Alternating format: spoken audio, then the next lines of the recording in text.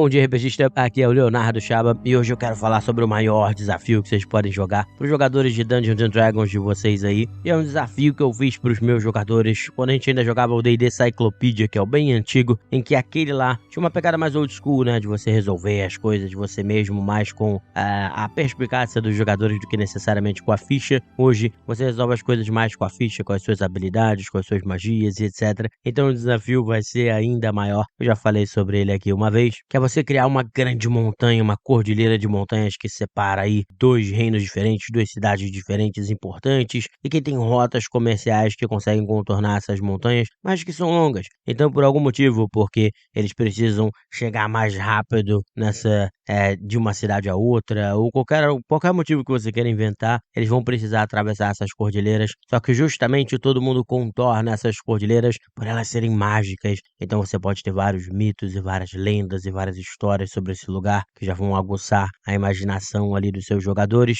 E a minha ideia é o quê? É que a grande coisa que a gente tem, né? O grande problema que a gente tem no D&D, principalmente o D&D 5.0 e as novas versões que tá vindo o One D&D aí também, é que por causa do acesso às magias e tudo mais, e várias habilidades que os personagens têm, é de certa forma muito fácil para eles lidarem com problemas que poderiam ser muito complexos, como você atravessar ali um canyon, você ter que escalar uma montanha e várias outras coisas desse tipo. Então a ideia é que essa montanha tem uma magia antiga, uma magia anciã, em que justamente não se consegue utilizar magia naquele lugar. E aí você torna a sua aventura uma aventura mais old school aí, uma aventura num estilo mais antigo, em que os jogadores vão precisar pensar mais no que eles têm que fazer, especialmente se eles forem níveis mais baixos, né, em que não tem tanta vida assim, o que eles precisam fazer para sobreviver, evitar lugares perigosos para poder sobreviver. Se eu fosse vocês também, eu não criaria uma aventura em que, na realidade, você tem um monte de monstros e é aquele dungeon crawl clássico lá, vamos dizer assim, que você tem um monte de monstros para enfrentar, porque se você restringiu essa questão das magias, principalmente jogadores que usam, os magic users, né, que usam as pessoas que são capazes de usar feitiços, vão se sentir muito mal e a experiência vai ser muito ruim se for luta atrás de luta. Então o ideal é que seja mais uma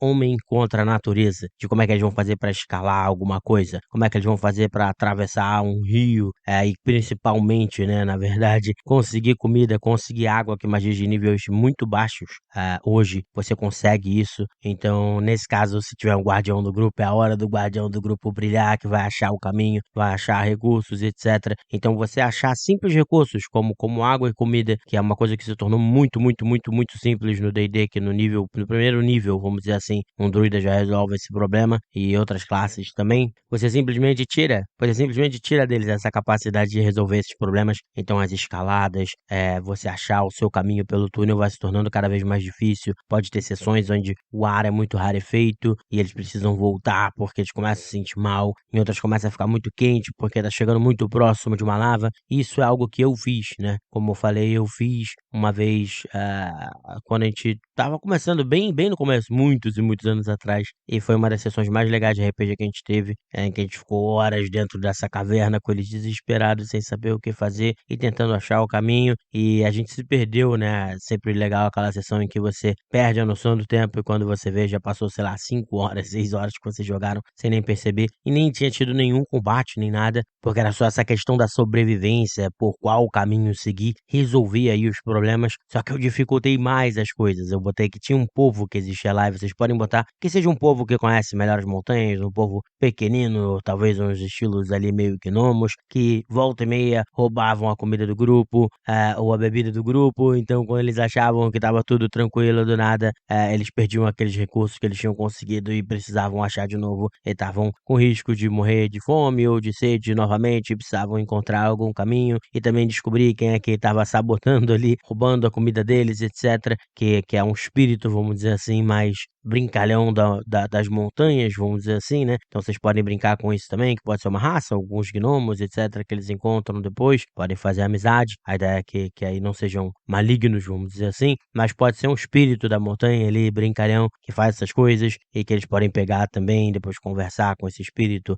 de repente algum espírito que é do povo das fadas que tá por ali e tudo mais, um espírito poderoso, já que cancela a magia naquela região, um estilo meio Tom Bombadil, quando tá ali na região da Floresta Velha, é o dono de tudo. De repente, esse espírito é o dono de tudo naquelas montanhas e cancela as magias e etc. Então, você tem uma oportunidade também no final de todos esses desafios ali de roleplay, né? Da pessoa interpretar, conversando com esse espírito e negociando e etc. E isso pode gerar missões futuras, essas negociações. Então, abre espaço para um monte de coisa e vocês vão desafiar os seus jogadores de uma forma diferente, em que eles vão ter que sobreviver mais com a cabeça. E você pode botar, assim, a possibilidade de alguns combates. E o que eu quero dizer com isso? É que nem quando a gente estava jogando Beer Gotten lá, do Balbi, né? O grande Balbi, que tem o podcast Café com Dungeon. Vocês podem olhar aí também, que acabou, mas tem uns 1000 episódios para vocês poderem acompanhar. E lá você faz as coisas num estilo meio do RPG Old School, que é o quê? Você de repente tá andando na montanha e você vê no alto, lá na direita, uma caverna um pouco maior.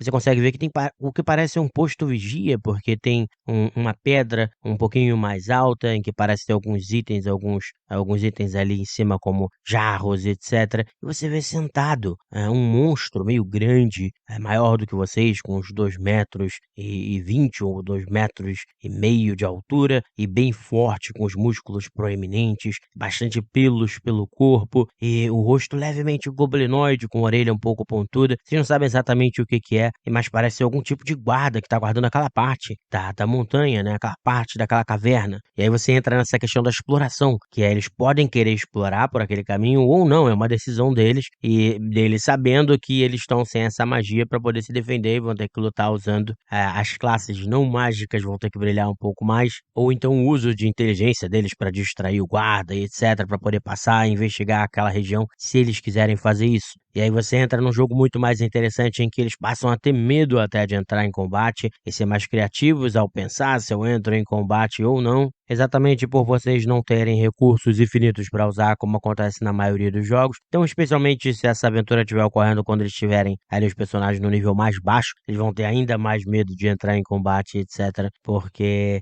eles estão mais fragilizados, a possibilidade deles morrerem é maior. Então, eu acho que isso vai gerar uma aventura muito interessante para vocês. E hoje eu queria deixar um recado importante, porque é a Black Friday lá da nossa loja, com a parceria com a Loja também. Então, se vocês forem em loja.pensandorpg.com.br ou em qualquer link que eu vou colocar na descrição do Spotify, descrição dos agregadores, descrição e comentários do YouTube, etc. Mas em qualquer lugar que vocês forem, loja.pensandorpg.com.br, tem uns descontos absurdos nas nossas camisetas e moletons de RPG. E tem um moletom que é o meu favorito, que é o que eu tô usando enquanto eu tô gravando agora, que é um cinza com mangas pretas e a estampa do Crit Happens, que é muito legal, é de luxo, muito bom, que ele tá com mais de R$100 de desconto, ele tá por R$99, então é um que vale muito a pena comprar. Vou botar um link direto pra ele também, porque é o que mais vale a pena comprar, sendo sincero. Mas tem camisetas a R$49, tem outras camisetas com outros níveis de desconto, tem muita coisa pra vocês poderem levar aí as suas camisetas ou moletons de RPG do Pensando RPG, que faz diferença pra caramba pra gente, e que eu tenho certeza que vocês vão gostar. Esse episódio é um pouco mais tarde também do que o outro, mas é também porque eu vejo o Analytics e vejo que a galera não se acostumou ainda com o ritmo de sair diariamente, então agora a galera já sabe, porque vão ter saído 3 podcasts nessa semana, que semana que vem a ideia é sair de segunda a quinta, de preferência umas 6 horas da manhã, para vocês terem algo legal para ouvir sobre ficção, história e RPG logo pela manhã. Então fiquem avisados